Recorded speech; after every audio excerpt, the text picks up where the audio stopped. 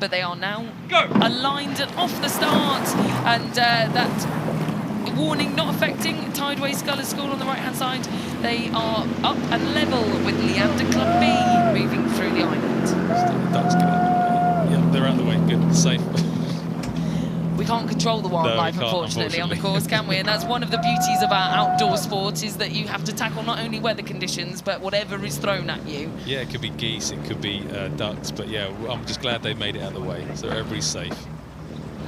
So we are out of the island now. We'll get that nice side-on shot where we will get to see a lot more accurately the distances between these crews, but in fact not much distance between these crews. The bow balls are, well, level as they come off the end of the island. Yeah, so very close. They've both got out off the start, trying to get their boat speed up to maximum as quickly as possible, and now they gradually start to lengthen out, and it's about that kind of easy length, easy rhythm, and holding that speed as you try and find your mid-race pace.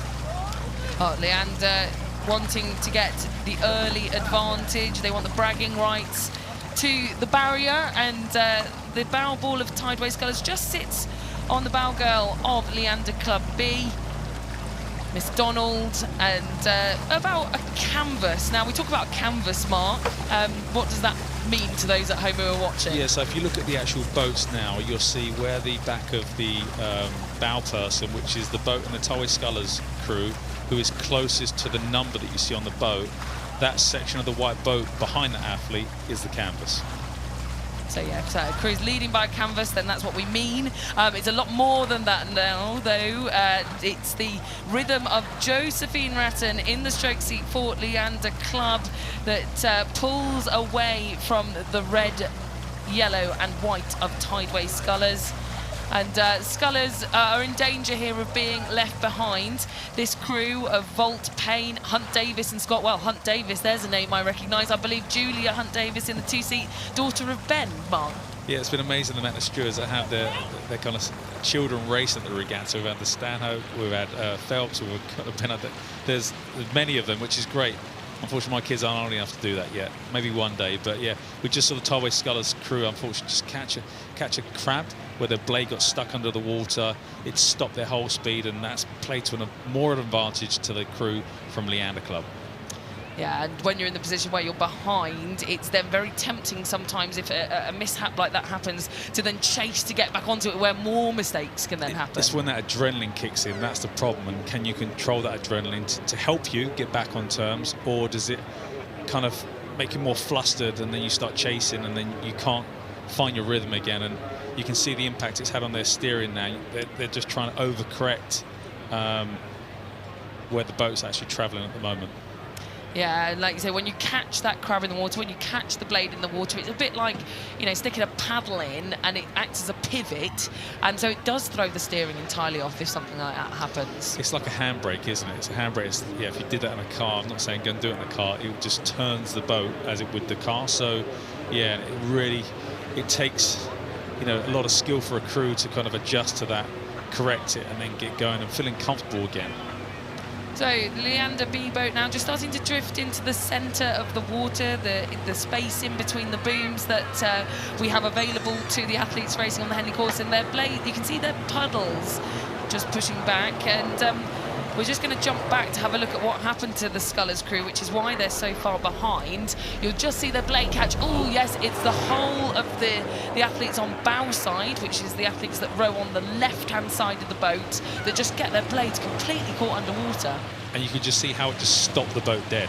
You know, it really just is a handbrake. It literally like you've dropped an anchor, and the boat whole speed comes off, and then you've got to exert that energy again that you've done off the start earlier on. You've got to do that again to get the boat back up again.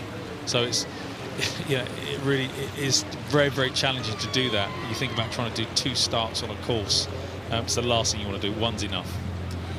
And I feel this crew here has been kind of sticking to their own race. They've put the blinkers on because, again, it can be very tempting to have a look out the corner of your eye at all the carnage that's going on alongside you when a crew has a mishap like that, get distracted, and then, you know, they'll be back on back on terms before you know it. And that's really important with the person doing the calls in your boat, you know, who's kind of leading it, you know, making sure that everybody stays focused, you know, blinkers on, as you kind of mentioned, focusing on their rhythm, you know, their race plan and executing it, and not letting the other crew kind of back in. So really important for this Leander boat, which looks to be moving really well. They've really kind of taken control of this. You know, nice 34, just ticking it along. So, you know, not coming off the gas too much, and just, you know, enjoying this semi-final that they're actually, you know, in complete control of right now. Yeah, and we just saw pictures there of the stroke woman of this crew, Josephine Ratton. She had been in the senior team for a lot of this Olympiad. She made her senior debut at Sarasota back in 2017 in the women's eights, and she didn't make the Tokyo squad, which is why she's back rowing for Leander now. It's a difficult position to be in because she's obviously chasing an Olympic dream, but now back racing with her club at Henley. Sometimes that can be a good thing, to come out of the system, you know, come back to your core values, the way that training works best for you, having more interaction, you know, maybe more technical coaching to help you, working on things that you realise you weren't so good at when you went to that kind of squad environment, because sometimes you aren't given the time to think about those. You know, you go into that elite group, it's very competitive, as it is at all clubs, but when you go into that international scene, it's very difficult to kind of work on certain things, because it's all about performance every single day. So going back to the club makes it a bit more fun, I think, sometimes. You know, it takes the pressure off a little bit, and it gives you an opportunity to work on things that maybe you aren't so good at and you need to kind of put right.